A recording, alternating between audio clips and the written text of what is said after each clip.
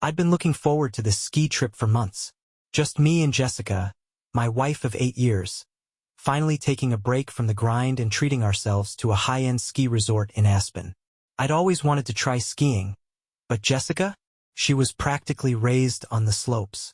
She had this effortless grace, always 2 steps ahead, always knowing more, always making me feel like the lucky idiot who somehow won her over. So, of course, I booked her a private instructor. Figured she'd love it, having a pro help her refine her already damn near perfect form. Best money could buy. The dude came highly recommended. Some European guy, Lucas or Luca, whatever. The point is, I was playing the good husband, sparing no expense. That first morning, everything seemed fine. We woke up in our cabin. The view outside like something out of a Christmas card. Snow-covered pines, the mountains stretching for miles, and the crisp morning air sharp enough to clear your head of any lingering doubts.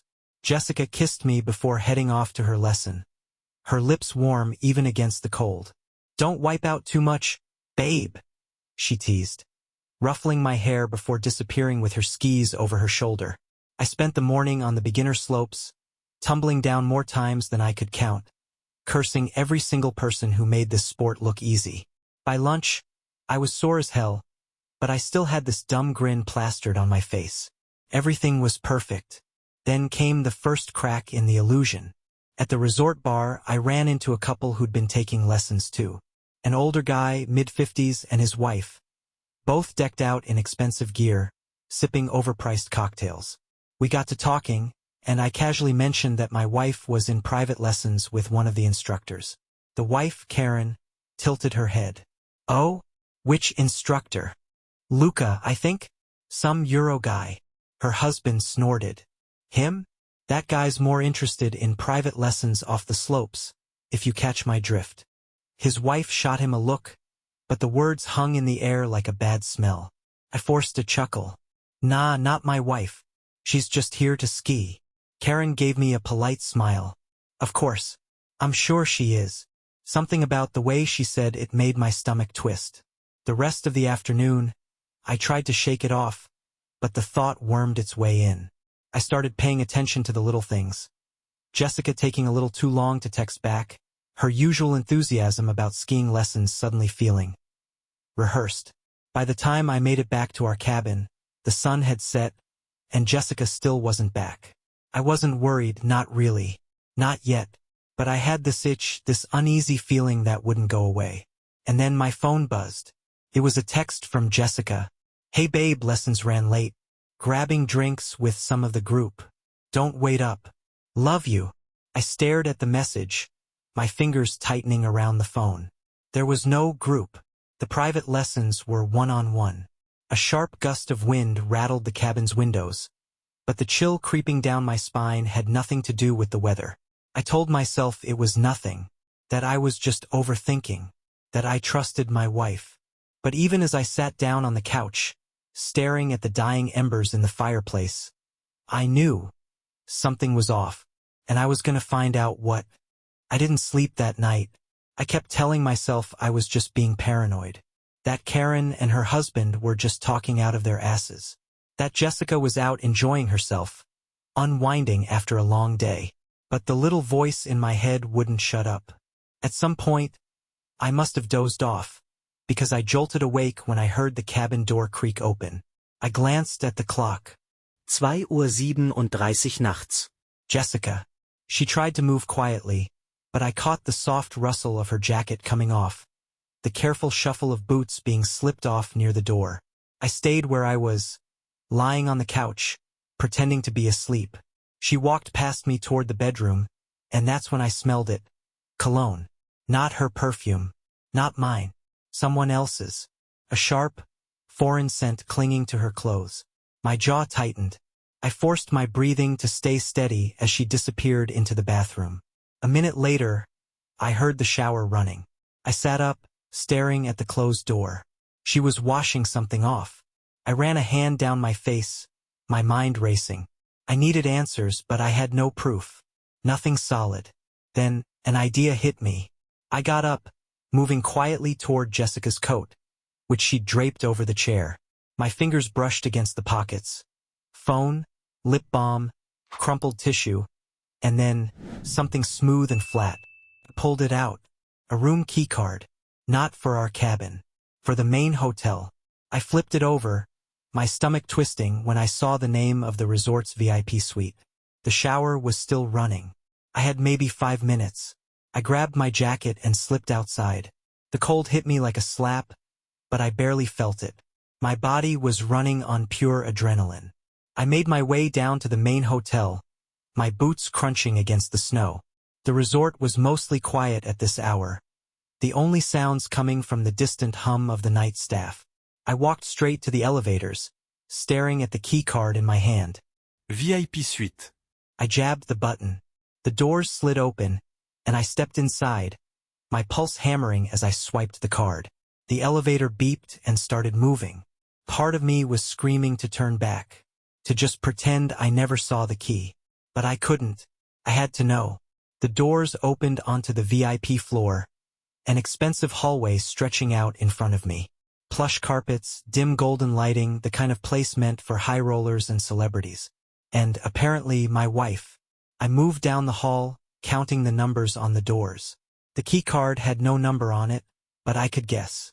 I checked each door, looking for any sign of voices, low, muffled, coming from the last door at the end of the hall. I stopped, my breath fogging in the cold air. Jessica's voice. And a man's. I couldn't make out the words, but I heard a chuckle. His. Then a soft, teasing murmur, hers. My fists clenched. I wasn't ready for this, but I'd come too far to back down now. Slowly, carefully, I reached for the handle, and then I swiped the keycard. The lock clicked. I pushed the door open, just a crack, just enough to see inside. The suite was dimly lit, the glow from the fireplace casting flickering shadows on the walls. A bottle of champagne sat half empty on the coffee table, 2 glasses beside it. A trail of clothes led from the couch to the bedroom. A jacket, a shirt, a pair of ski pants. Jessica S. ski pants. My stomach twisted so hard I thought I might throw up. And then I heard it. A moan. Muffled. Faint. But undeniable. I stepped inside. My heartbeat so loud it drowned out everything else. My hands were shaking. My entire body was shaking. The bedroom door was slightly ajar, and from where I stood, I could see the edge of the bed. I could see movement. Another sound. A husky chuckle. And then, clear as day, Jessica's voice, breathless and soft. God, Luca, you feel so fucking good. I don't remember moving. I don't remember the next few seconds. All I know is that suddenly, I was inside the room. And there they were. Jessica, my wife, straddling him, her body tangled with his like they'd done this a million times before. Luca, the ski instructor, looking like a goddamn Abercrombie model with his tousled hair and smug European face. Both of them completely naked. For a split second, they didn't see me. Then Jessica's eyes flicked up and met mine. Her face went from pleasure-drunk to sheer horror in an instant. "Oh my God!" she gasped, scrambling off him, grabbing at the sheets like they could somehow make this better. Luca sat up, his expression shifting from confusion to realization. Then, like the absolute douchebag he smirked. "Ah, shit." That was it. That was all he said. Like he'd been caught sneaking a cookie before dinner. Like this was nothing. I saw red. Before I even knew what I was doing, I lunged. I grabbed him by the throat, yanking him off the bed. He choked out something in another language, his hands scrambling at mine, but I wasn't hearing a damn thing. I wanted to kill him. Jessica was screaming, pulling at my arms, but I barely registered it. My knuckles connected with Luca's jaw, and he stumbled back, crashing into the nightstand. The lamp shattered. The room spun in chaos. Then I felt hands on my chest, Jessica shoving herself between us. "Stop it! Stop!" she shrieked, shoving at me. "Jesus, Bobby. What the hell are you doing?" I barked out a laugh. A short, bitter, disbelieving laugh. "What am I doing?" I repeated, my chest rising and falling like I just run a marathon. "What the fuck are you doing, Jessica?" She didn't answer. She just stood there, clutching the sheets around herself, shaking. Her lip trembled. And that's when it hit me. She wasn't sorry she did it. She was just sorry she got caught. I turned to Luca, who was rubbing his jaw, looking more annoyed than anything. "Get the fuck out," I spat. He tilted his head, wiped his mouth, then smirked. Again. "My room, mate." I saw black. I grabbed a champagne bottle from the table and hurled it at the wall. It exploded on impact, glass shattering across the floor. Luca raised his hands in surrender. All right," he muttered, grabbing his pants. I turned back to Jessica. "Get your shit," I said coldly. "We're leaving." She opened her mouth, but I wasn't interested in hearing a damn word she had to say. I turned and walked out, and for the first time since this nightmare started, I realized something. I wasn't sad. I wasn't even heartbroken. I was fucking furious. I stormed out of the suite, my pulse pounding like a war drum in my ears. The air outside was sharp and freezing, but I barely felt it. Jessica scrambled after me, still wrapped in the bedsheet like some tragic figure in a shitty soap opera. "Bobby, wait." I kept walking. "Just listen to me," she cried, her bare feet crunching against the hallway carpet as she rushed to catch up. I stopped so fast she almost crashed into me. Slowly, I turned. Her face was flushed, her hair a tangled mess, her lips still swollen from whatever the fuck they'd been doing in there. She clutched the sheet tight around herself, eyes wide and glassy, like she was the victim. "You don't get to talk," I said, my voice like ice. "Not right now." She opened her mouth, closed it, then let out a shaky breath. I turned and kept walking. I could hear Luca moving around in the suite behind us, probably getting dressed at his own smug-ass pace. I clenched my fists. If I stayed there another second, I was gonna bury that bastard in the snow. Jessica followed me all the way to the elevator, still half naked, still shaking, still looking like she might throw up. We rode down in silence. I stared straight ahead. She fidgeted beside me, twisting the edge of the sheet in her hands like a nervous child. I should have said something. Maybe I should have yelled, or demanded an explanation, or just something. But the words wouldn't come, because deep down I already knew. She wasn't sorry. Not for what she did, only for getting caught. We got back to our cabin, and I didn't even hesitate. I went straight to my bag and started packing. Jessica stood frozen by the door. "Bobby, please, can we just talk?" I laughed. Actually laughed. A sharp, humorless sound that felt like broken glass in my throat. "Talk." I turned to face her, arms spread wide. "Talk about what, Jess? About how you spent the night getting railed by some ski instructor while I was waiting here like a dumbass." Her bottom lip trembled. "It wasn't like that." "Oh, really?" Because from where I was standing, it sure as hell looked like that. She wiped at her face, looking so pathetic that, for a split second, I almost felt bad. Almost. "Please, Bobby. Just let me explain." I zipped up my suitcase. "I don't need an explanation, Jess. I need space." She flinched like I'd hit her. "So that's it?" she whispered. "You're just leaving?" I turned to her, my jaw clenched so tight it hurt. "I don't even know who you are right now." Jessica opened her mouth to argue, but then her phone buzzed. She flinched, and that's when I knew. I didn't have to see the screen. I didn't have to ask. I already knew exactly who it was. I walked over and held out my hand. She hesitated. "Give me the phone, Jess." Her fingers tightened around it. "Bobby." I didn't ask again. She exhaled shakily, then reluctantly placed the phone in my palm. I turned it over. A text from Luca. "Did you tell him yet? Call me when he's gone. We should talk." I laughed again, but this time it wasn't humorless. This time, it was something dark and ugly. Something boiling up from a place I didn't even know existed.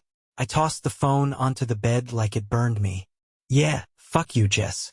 I grabbed my suitcase and walked straight out the door. She didn't try to stop me this time. I didn't look back. Didn't check if Jessica was crying. Didn't check if she was standing in the doorway watching me leave. Couldn't. Because if I did, I might have gone back. I might have let her words twist around me like a noose, making me believe this was all some horrible mistake, some lapse in judgment we could fix. But there was no fixing this. The air outside was brutal, slicing through my jacket as I dragged my suitcase across the icy pavement. My breath came out in harsh puffs, each one carrying the weight of everything I had just seen. I made it halfway down the resort's main path before the anger started to settle, leaving something colder in its place. I had nowhere to go. The cabin was ours. My name was on the reservation, my credit card was on file. If I left, I'd have to figure out where to stay, how to get a flight home early, and most importantly, what the hell I was going to do next. Because this wasn't just about one night in a hotel room. This was our life, our marriage, and Jessica had set it on fire like it was nothing. I stopped at the edge of the resort's parking lot, hands tightening around my suitcase handle. My head was spinning, the adrenaline was fading, and exhaustion was creeping in. I needed to think. Bobby! I turned before I could stop myself. Jessica was standing a few feet away, her arms wrapped around herself like she was the one who had been betrayed, like she was the one hurting. I almost laughed. She was dressed now, a puffy jacket zipped up to her chin, her boots half-laced like she had run out after me in a hurry. Her face was flushed, her breath coming fast. She'd been crying. Good. She took a shaky step forward. Please don't leave like this. I exhaled hard, shoving a hand through my hair. Like what, Jess? My voice was sharp, cutting through the cold air. Like a guy who just found out his wife's been screwing the ski instructor? She winced. It wasn't. Don't. She shut her mouth. For a moment we just stood there, the wind howling between us. I didn't plan for this to happen, she finally whispered. That set something off in me. I let out a harsh, bitter laugh. Oh, you didn't plan to cheat on me? Well, that makes it so much better.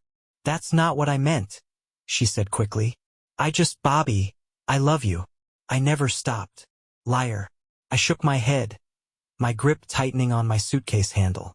Yeah? You sure as hell didn't look like a woman in love when you were riding Luca like a goddamn ski lift. Her face crumpled. Please, She reached for me, but I stepped back, putting distance between us. Don't touch me, I said, my voice low and dangerous. Jessica's lip trembled, but I didn't care. Not anymore. I turned back toward the parking lot, but before I could take another step, her phone buzzed.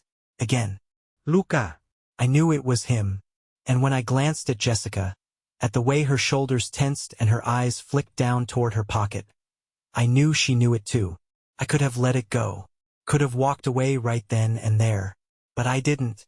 Instead, I held out my hand. Give it to me. She hesitated. That was all the confirmation I needed. I let out a slow breath, my chest burning. You know what? Don't bother. And with that, I turned and walked away. For good this time. I kept walking. Jessica didn't chase me this time. Maybe she finally realized there was nothing left to say. Maybe she was too busy checking her damn phone, making sure Luca still wanted her now that the fantasy had shattered. Or maybe, just maybe, she didn't care enough to try anymore. That last thought hit harder than I expected. I wasn't heartbroken. I wasn't even surprised. Just done. But being done didn't fix the problem. I had nowhere to go. The resort was still booked under my name. My credit card was paying for the cabin.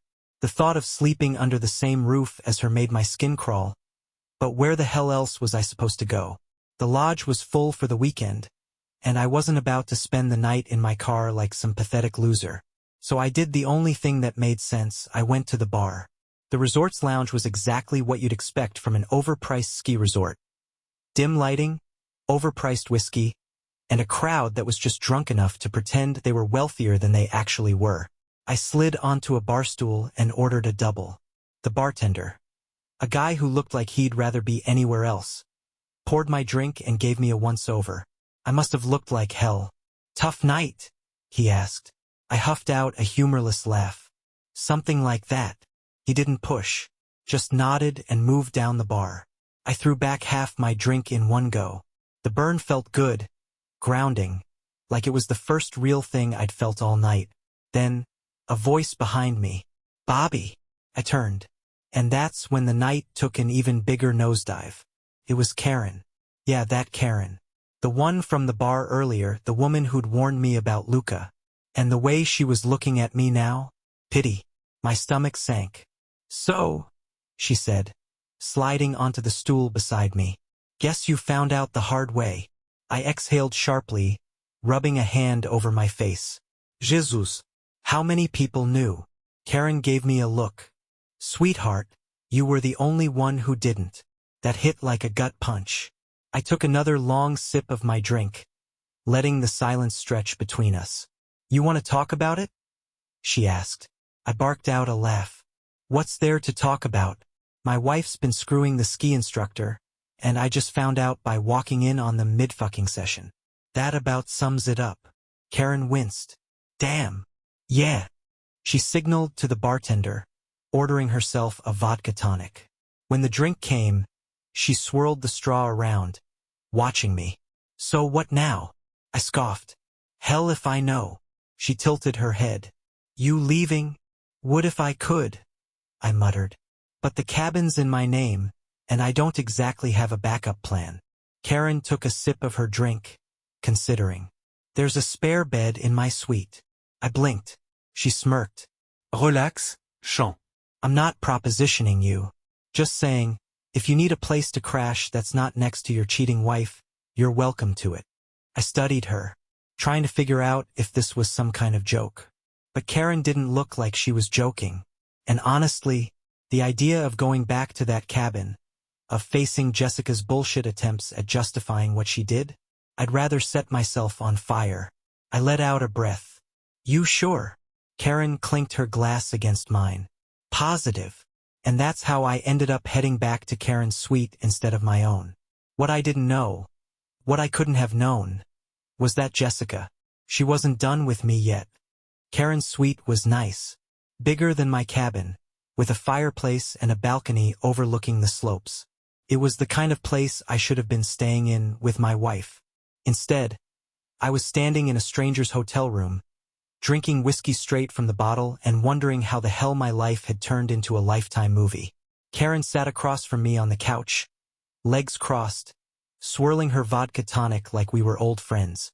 So, she said, tilting her head, you want to vent? Or you want to drink until you forget she exists? I took another swig.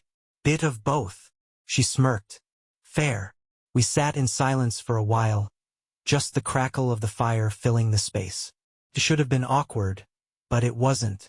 Maybe because Karen had seen it all before, knew exactly what I was feeling. Finally, she sighed. I hate to say it, but I told you so. I let out a dry chuckle. Yeah, you did.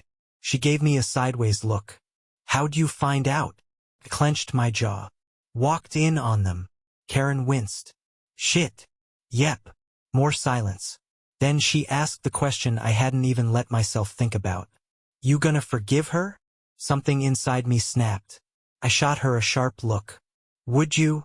Karen didn't answer right away. Instead, she took a slow sip of her drink, watching me over the rim of her glass. Depends, she said finally. Do you love her enough to live with it? I exhaled hard, rubbing a hand over my face. That's the worst part, I admitted. I don't even know anymore. Karen nodded like she understood exactly what I meant. She's gonna try to win you back, she warned. I scoffed. She can try. Karen gave me a knowing smirk. You say that now, but just wait. Women like Jessica, they don't let go easy. I wanted to argue, wanted to say Jessica wasn't like that, but I wasn't so sure anymore. I leaned back against the couch, staring up at the ceiling. I don't get it. If she didn't love me, why not just leave? Why not just tell me? Karen laughed, but there was no humor in it. Sweetheart, you're thinking like a good person. Jessica, she wanted to have her cake and eat it too. That hit hard. 'Cause deep down I knew she was right. Jessica had never planned to leave me. She just hadn't planned to get caught. Before I could respond, a loud bang rattled through the suite. Karen and I both jumped. What the? Bang, bang, bang. Someone was pounding on the door. Then, Bobby. Jessica's voice. I closed my eyes and groaned. Karen raised an eyebrow. Told you. I exhaled sharply, dragging a hand down my face. Jesus Christ. The banging continued. Bobby, open the goddamn door. Karen smirked. So, you want to answer that? Or should we pretend you're dead? I sighed, shoving myself off the couch. Might as well get this over with. I crossed the room, yanked open the door, and Jessica shoved her way inside. Her eyes were red, mascara streaked down her face, and she smelled like alcohol and desperation. Bobby, she gasped, grabbing my arm. Please, just come back to the cabin. We need to talk. Ist here. She actually had the audacity to look hurt, like I was the one who had done this to her. Before I could say a word, Karen spoke from the couch. Oh, sweetheart, she drawled. You already talked. And from what I hear, you weren't exactly using words. Jessica froze. She turned, eyes going wide as she took in Karen. Sitting there, legs crossed, sipping her drink like she didn't have a care in the world. Her gaze snapped back to me. What the fuck, Bobby? I let out a sharp laugh. Oh, now you're mad? Jessica's face twisted. Are you serious? You walk out on me. And what? Run straight into her arms. Karen made a little amused sound. Jealous. Jessica turned on her. Stay the fuck out of this. Karen just smiled, looking infuriatingly unbothered. I, on the other hand, had hit my limit. I took a step closer to Jessica, my voice low. Dangerous. You don't get to be mad, I said.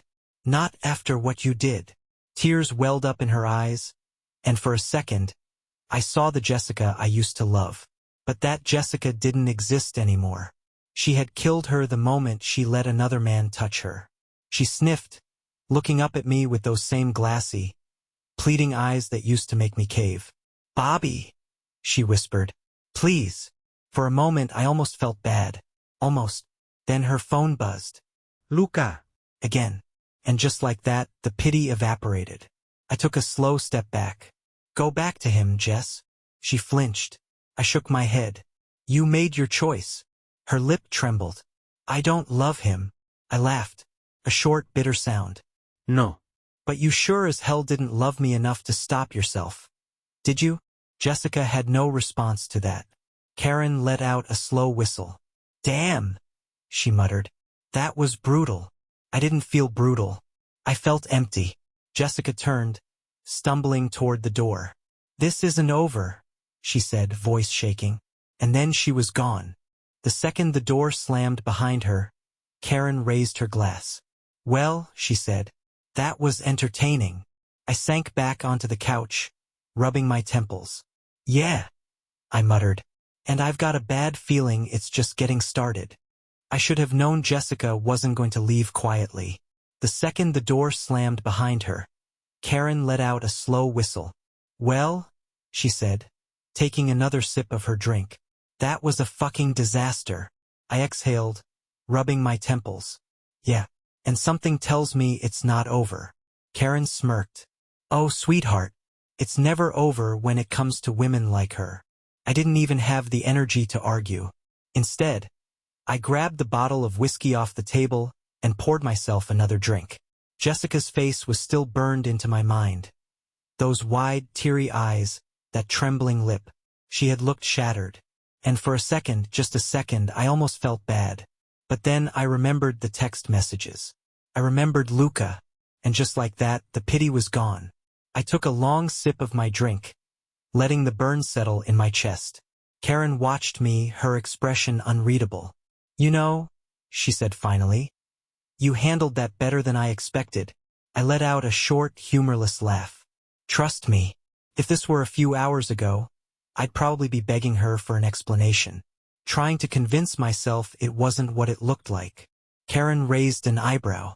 And now, I leaned back against the couch, staring at the ceiling. Now, I just want her out of my life. Karen nodded, like she'd heard that 100 times before. Good. We sat in silence for a while after that. The fire crackled in the background, the distant hum of the resort's nightlife filtering in through the balcony doors. And for the first time all night I started to feel okay. Until my phone buzzed. I frowned and glanced at the screen. A text. From Jessica. I sighed, already preparing to ignore it, until I saw what it said. You might want to come back to the cabin. Now. I stared at the message, something cold creeping down my spine. Karen noticed my expression. What? I turned the screen toward her. She read it. Then she laughed. Oh, that's rich. Let me guess. She suddenly remembers some crucial piece of information that makes all of this your fault. I didn't answer, because something about the message felt wrong. Jessica was manipulative, sure. But this wasn't her usual emotional blackmail. This wasn't Bobby, please, let's talk. This was a warning. I grabbed my jacket. Karen's smirk faded.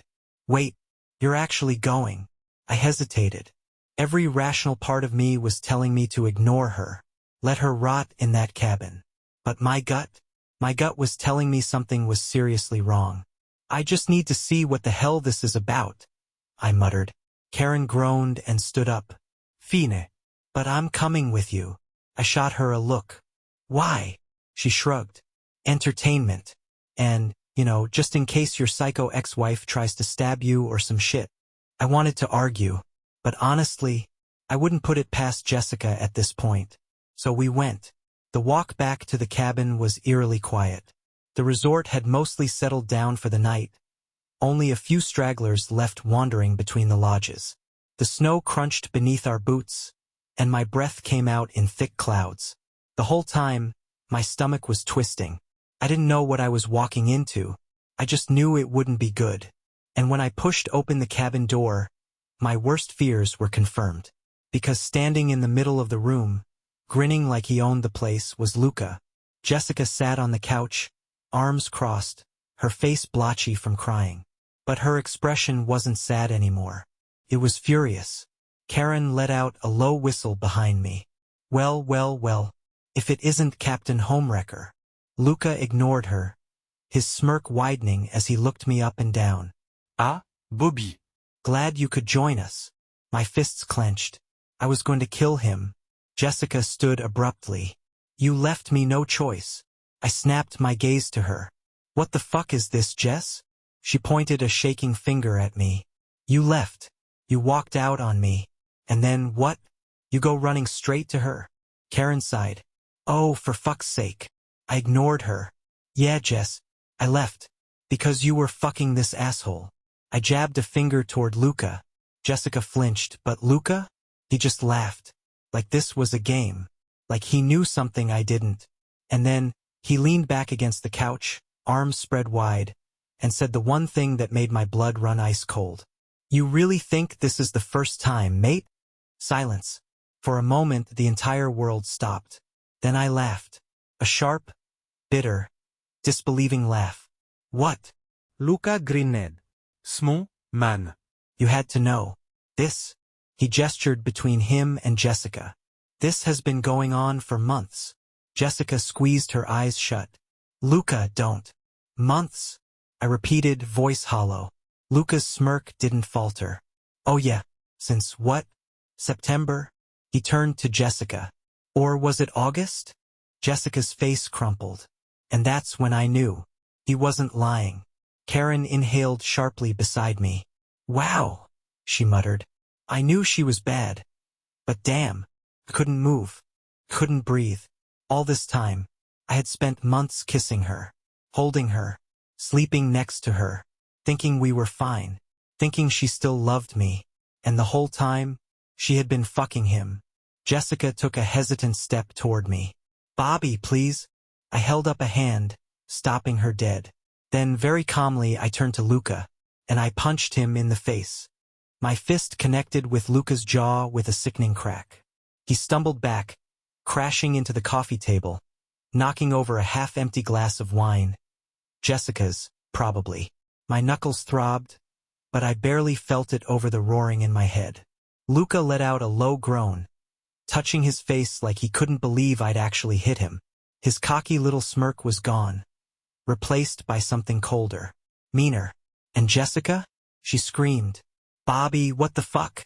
She rushed to Luca's side, grabbing his face, her hands trembling. "Oh my God, are you okay?" I stood there, breathing hard, watching her baby him like he was the victim. Not me, not her husband, not the man she had lied to and betrayed for months.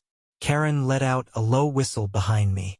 Phew, that was satisfying. Jessica snapped her head toward her. "Stay out of this." Karen just laughed. "Oh, sweetheart, you dragged us into this when you came banging on my door like a lunatic." She leaned against the wall, arms crossed, enjoying the show. Meanwhile, Luca was getting to his feet, rubbing his jaw with an ugly grin. "Gotta say, mate," he said, voice a little slurred. "Didn't think you had it in you." I took a step forward. He didn't flinch. I wanted to wreck him, but I wasn't going to give him the satisfaction of another outburst. Instead, I turned to Jessica, my voice dangerously low. "You knew." Her eyes were red-rimmed, full of fake regret. "Bobby, you knew this was more than a one-time thing," I said, cutting her off. "You knew it wasn't some mistake. You knew this had been going on for months." Jessica's lip trembled. And you were still gonna let me believe it was just a one-time slip-up?" I laughed, shaking my head. "God, you're even worse than I thought." Jessica lost it. She shot up to her feet, fists clenched at her sides. "Oh, don't you dare act like you're some innocent fucking victim." I blinked. "Excuse me? You left me," she screamed, her voice cracking. "You walked out on me, Bobby. You ran straight to that bitch the second you had the chance." Karen let out an exaggerated gasp. "Oh no, not that bitch." She took a slow sip of her drink. "I'm so hurt." Jessica ignored her. She was wild-eyed now, unraveling right in front of me. "You didn't even let me explain. You just packed your shit and left. Like I didn't mean anything to you." I let out a slow, disbelieving breath. "Are you actually trying to make this my fault right now?" Jessica wiped angrily at her tears. "I was lonely, Bobby. You were never there. Always working, always stressed, always acting like I was just part of the furniture. And Luca, don't." My voice was deadly quiet, but she kept going. "Luca made me feel wanted." Karen groaned. "Oh, Jesus Christ." I laughed, shaking my head. "Right? Luca made you feel wanted. So obviously. The only logical thing to do was to spread your legs for him while I was out busting my ass to give you this perfect little ski vacation." Jessica flinched like I had hit her. Luca, meanwhile, was smirking again. "You can't blame a guy, mate," he drawled. "Your wife's a wild one." I saw red. Before I even thought about it, I lunged, but Karen's hand shot out, gripping my arm, stopping me mid-swing. "Nope," she said, her voice bored. "Not worth it." I was shaking. I had never wanted to hurt someone this badly in my entire fucking life. But Karen was right. Luca wasn't worth it. Jessica wasn't worth it. None of this was. I yanked my arm free and turned to Jessica. "You two deserve each other." Her face crumpled. "Bobby, please." "No," I shook my head. "We're done." She sobbed. "I love you." And that was the final straw. I laughed. Loud, hard, ugly. "You don't love me, Jess." I met her eyes, my voice flat. "You just love knowing I loved you." Silence. Jessica's breath hitched. And just like that, she broke. She crumbled onto the couch, burying her face in her hands, shaking with sobs. But I didn't feel bad anymore. I didn't feel anything. I turned toward the door. Karen followed. Just before I walked out, I glanced over my shoulder at Luca. "You ever see me again?" I said. "Run." His smirk faltered, just a little. And then I walked out. The second the door shut behind me, Karen let out a long, slow breath. "Well, that was a fucking mess." I nodded, staring out into the cold, empty night. "Yeah." She studied me for a second. Then, voice softer, she asked, "You okay?" I thought about it. About the months of lies, the humiliation, the sheer stupidity of how blind I'd been. Then I took a deep breath. And for the first time in a long time I felt free. "Yeah," I said, exhaling. I think I am. I didn't look back. Didn't check if Jessica was still crying. Didn't care if Luca was still smirking. I was done. Karen and I walked in silence through the snow, the resort lights flickering in the distance. The night air was sharp, but for the first time in what felt like forever, I could breathe. So, Karen said after a while, what now? I let out a slow breath. Divorce. She grinned. Smart man. I nodded, shoving my hands into my jacket. And maybe I take a vacation for myself this time. Karen smirked. Might not be a bad idea.